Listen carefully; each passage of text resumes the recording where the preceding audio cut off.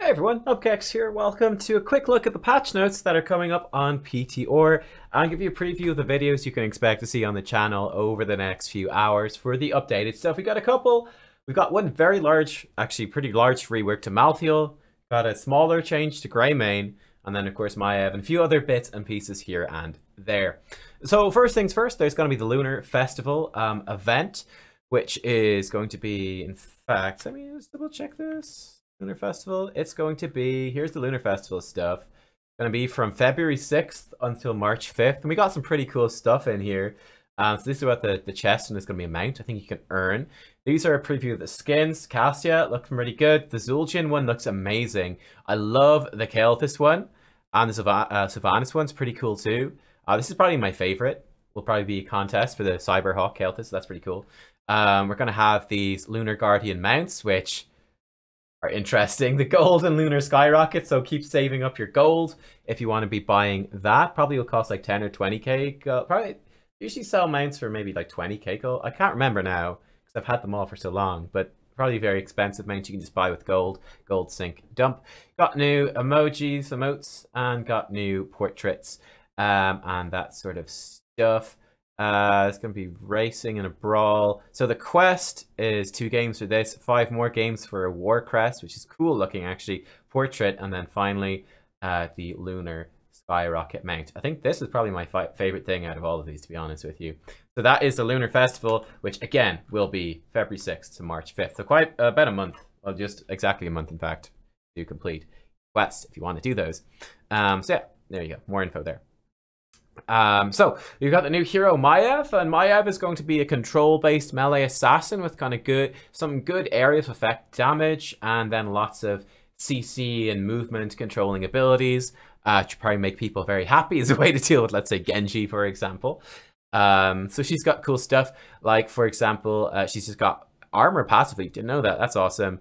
But yeah, her Vault of the Wardens, which is a very nice reference, by the way. You can jump into the air and become immune to all hostile effects, damage, CC, everything for a short bit of time. So you can dodge crucial skill shots, stuff like that. Fan of Knives, which would be like kind of a crescent. Think something along the lines of Smite from Tyrael. But it will do damage. If you hit 2 enemy heroes with this, massively reduces the cooldown and refunds the mana cost, so you could potentially do lots of AoE damage with that in team fights. Umbral Bind, this is a pretty cool one, makes her next basic attack cleave. She'll tether enemy heroes she hits with the cleave for 2.5 seconds, and if they move to the edge of the tether, they get pulled right back on top of her. So again, this is like for locking people down. I mean, either you stop them from running away, or you can run away and pull them to you. A whole bunch of stuff like that. Pretty awesome. Just for basically stop. It's kind of like Butcher's Lambs to Slaughter in a way, without the silence, and it's like the lamb is you. Spirit of Vengeance, then, a bit like Sylvanas' Windrunner, I guess. You send a Shadow of Maiev outward that will return to its cast location, so that's pretty cool. So it goes out then back, does damage along both paths, does more damage to enemy heroes, and you can reactivate to go to its location. So again, it go out then back in, so you can teleport at any point within that, which is pretty cool to get to it. Then her 2 heroics. One, she'll throw a glaive in the target direction, and then you've got like a short amount of time where you can reactivate that. Oh, you've got 6 seconds to activate it. When you activate it, you put them in time stop for 4 seconds. So they're basically just out of the game for 4 seconds. So it's kind of like a cocoon, except it's a skill shot. So kind of skill shot cocoon that you can choose when to activate, or it automatically activates after a bit of time. So that could be very powerful. The other one is Wardens Cage. So it will summon like this ring around her. And then when an enemy hero runs in, there's going to be 8 avatars around it. When they hit an avatar, they get knocked back into the center of the cage. But the avatar then goes. So you can kind of break a path open and escape. You potentially be knocked around by different knock-aroundy things, and you pull back in. Could be pretty cool as well. Over in the user interface then, we're going to have voice chat enabled. It's enabled for testing on the PTR, but it's not going to come onto the live servers until later. So this isn't like going to be out next week, as the rest of the stuff will be. But it's going to be out later, so that's fine. So yeah, a bunch of voice chat settings there. You can opt in if you want. You can toggle to auto join if you want, all that sort of stuff. So yeah, it should be interesting to see how it works. I mean, I got to test voice chat in BlizzCon, and it worked very well there in terms of like the system, the quality itself. So that should be pretty good. We also have the target info panel coming now, so you can left click on a unit. I think this is like any unit, including minions, probably structures, probably objective bosses perhaps and stuff like that. But certainly allied heroes and enemy heroes, and it will tell you their health and health regen, mana regen, basic attack damage, how fast they attack, their attack range, how much spell power they have, their movement speed, and I really like this, how much physical and spell armor they have. Make that stuff a little bit clearer in the game, which is great. Then there's also going to be counters. I thought this is kind of interesting. So on Blackheart's Bay, Tomb of the Spider Queen, and Booty Coffer's Heroes Brawl, whatever that is. I don't play Heroes Brawl, so I don't know. You'll now get an indicator when you have enough gems or coins or whatever, probably coins here too, to turn in and complete the objective. So just making that maths a little bit easier, right? You're not trying to add like, oh, what happens if I add 17 to 46? Is that enough to get a 65-point turn in? Now you don't need to do that maths. It'll just go, yes, you do have enough. Go for it. I mean, maths will still be useful. You can kind of go, oh, well, this person doesn't need to turn in, but if these two do, then we got it. But yeah, whatever. Not too important, but still, probably a nice little usability touch, I suppose. Pings are going to get updated visual effects, so we'll see what those look like. Could be nice. And then we've got a bunch of stuff to try to make things a little bit more clear. So there's going to be a crown icon above minimap portraits when Abathur's symbiote is on a hero, presumably for both your team, if Abathur's on your team, and for the enemy team as well, and vice versa. Morales, there's going to be an overlay for Stim Drone. Ana, there's going to be an overlay for Nano Boost. Make those things a bit more obvious. Same thing with some other stuff here. So Diablo, I think this overlay is like, if you're the hero, it'll be like your screen will start glowing, be like, you have Nano Boost, to make it really obvious. So for example, like overlays, other overlays be like when you're gorged, right? The big gorge overlay. I think that's what that means. So overlays for Nano Boost and for Stim Drone, which is cool. Diablo, with his Archangel skin, they're making Apocalypse look more visible. I think it was actually banned in competitive play because it's too hard to see. So fun fact there. Hinterland Blast, the effect should now more closely match the actual area of effect of the spell. Junkrat is going to be a better targeting reticle. Same with Tychus, Overkill, better targeting reticle. Magic missiles for Li Ming, like the Diablo thing, are going to be more visually apparent, whatever that's going to do. Leoric's Entomb targeting reticle is going to better reflect the ability's shape. And then Tychus's minigun is going to look more apparent while it's active as well. So it's going to be easier to tell when that's up. We also have updates to Greymane and Malthael in terms of their visuals to coincide with talent reworks. This is going to be the ranked Battleground Rotation. It looks pretty decent, apart from Braxis. I don't like Braxis, but the rest looks great. It's a pretty good rotation overall, I'd say. We do have buffs to the Protector on Volskaya Foundry. So crucially, I think, is this one here, that the Protector will gain 10 armor and 25% increased damage if both the pilot and gunner seats are occupied. So this should make that Protector much more effective at doing damage. So that's a very welcome change, I would say. Also, it's got a hefty enough HP increase as well, something like 10%. Health scaling's increased by 10%. So between that and the armor, it's going to be much tankier, and it's going to do 25% increased damage. So much more effective. Rocket Fist has doubled in duration. So this is when you shoot out your fist and it roots stuff, and I think turns off structures. That's going to be way better, so nice. And then Gatling Cannon for the gunner is going to shoot immediately. There won't be like a wind up to time to it, and it shoots now 50% faster. So again, that should just make that Gatling Cannon a lot more dangerous. So yeah, expect the Protector and Volskaya to both play quite differently. And I think that, in my opinion, that's a very welcome change, because the Protector did feel rather underwhelming.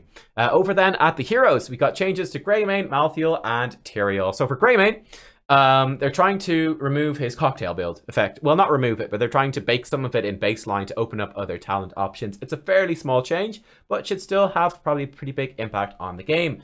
So they've just reduced the mana cost of Gilnean Cocktail by a fair chunk, should be very noticeable. And they've also increased the explosion area by 15%, again, just by default. At level 1 then, Perfect Aim, which I believe increases the range that you throw the cocktail and gives mana back after hitting a hero, is now going to refund slightly less mana, but that's balanced out by the fact that the mana cost is down. It's just meaning that the talent itself is slightly less valuable in comparison to the others. We do have some pretty decent talents at level 1, so it's going to be more so, yeah, this will still be good for poking, but not as good. in some ways. Draft Overflow has been removed. This increased the explosion length by, I think, like 30%, something like that. So now you've got a default 15%. You've got no 30% increased draft overflow explosion range. So on that level, you've got things like block when you go into Worgen Form. You've got stealth when you disengage. Something else as well, I don't remember. We'll definitely investigate that when we do the gameplay of Greymane. But yeah, there's not going to be any Q talents at 4 anymore. Kind of, again, incentivizing you to go for a more aggressive melee physical attack based build. Then at level 7, Wizened Duelist has been reworked. So previously this was you would get bonus attack damage for kills, and it would drop away on death. Now you're going to get bonus attack damage, 1% bonus attack damage every 6 attacks against enemy heroes, or every 2 attacks in Worgen Form. And that will give you up to 30% bonus damage. So that is very nice. Again, the bonuses are lost on death. So that makes this a very interesting talent, I should say, actually. I think it makes it a very interesting talent. It's going to really depend on how often you're going to be fighting, how safe you can be in staying alive, that sort of stuff. I think it could be quite good. So yeah, again, trying to push it into this thing where, yes, you can still build Greymane as the cocktail poke dude. It's going to be a little bit less effective because draft overflow is gone, of course, but it'd still be okay. Or are you going to build, you know, more into your basic attacks, that sort of thing? So that's kind of interesting. And we'll see exactly how that works out. Probably overall a little bit of a nerf, but not a massive one. Malthael has received much more significant changes. So for Malthael, his basic attacks will now cleave in a radius of 3.25 in an arc in front of Malthael. We'll see in game exactly how large that actually is. It sounds moderately large. I think most ranged heroes have about a 6 attack range, so it's pretty big, I think. But his basic attack damage has been substantially reduced.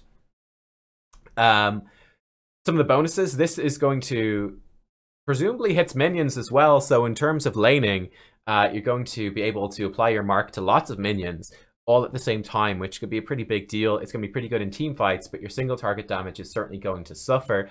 We've also got changes to his abilities. So the healing from Soul Rip is going down actually a fair chunk. This is to balance out the fact that it should be much easier now to apply your mark to a lot more targets. Death's Shroud has also been buffed significantly. The width has gone from 2.25 to 3, so it should be much wider, so easier to hit people with your Death's Shroud. They have nerfed your trait again. Once again, slightly it has been nerfed, so it's going to do 1.75% of the enemy hero's maximum HP now, instead of 2%, which is actually a pretty big change, bigger than it seems. Tormented Souls will no longer give you any armor, so it's just going to be applying your mark. Again, it's going to lose then a lot of value because you're cleaving anyway. All it's going to do is just keep applying your mark. So effectively, Tormented Souls becomes much less valuable, and Last Rites are trying to make it more appealing. It's slightly increased range, the cooldown goes down, and you can get quest credit if the enemy hero dies within 1.5 seconds of Last Rites damage. So just initial impressions are that Last Rites may indeed become the de facto Malthael talent, because applying the Tormented Souls and the lack of armor may not be anywhere near as valuable now as it used to be. So that's pretty massive. In terms of talents, we got some pretty large changes as well. So Throwing Shade, which is your stack your E quest, to hit heroes with your E to, I think, reduce the cooldown. The number of hits required have gone down, also bearing in mind that it's bigger, so this quest is now way easier to complete. Black Harvest, they've increased it to 180 seconds of uptime on your trait from 150, so that's going to be much harder to complete. And also bear in mind that keeping your mark up is going to be easier with your cleave attacks now and your buffed Shroud, and it's going to do less damage. That's quite interesting. Die Alone then has been buffed a lot, so it's going to do its bonus damage once again. I think it did for a while. They removed this effect if one hero is marked, even if other non-heroes are marked. So this means, for example, now, I mean, it's basically necessary, seeing as his basic attack is a cleave, right? But you cleave, you're in the solo lane, you hit some minions, and you hit the hero, you will proc Die Alone bonus. So that's going to be a very strong solo laning talent if you're in, let's say, Braxis or something, and you're going to solo lane a lot. That's going to help you do a lot of damage to heroes, but it's going to be quite difficult to use in team fights. So that's kind of a trade-off. You're going to have to decide whether it's worth it or not. But that's kind of nice. It's a nice kind of quality of life change. So that is pretty cool. Level 7, Massacre has been moved from level 16 to 7. So Massacre, it applies your W in an area of effect when you teleport to a hero is what I think it is. So that will reapply your Reaper's Mark to everyone in an area. Again, just making it easier to apply. Might be okay.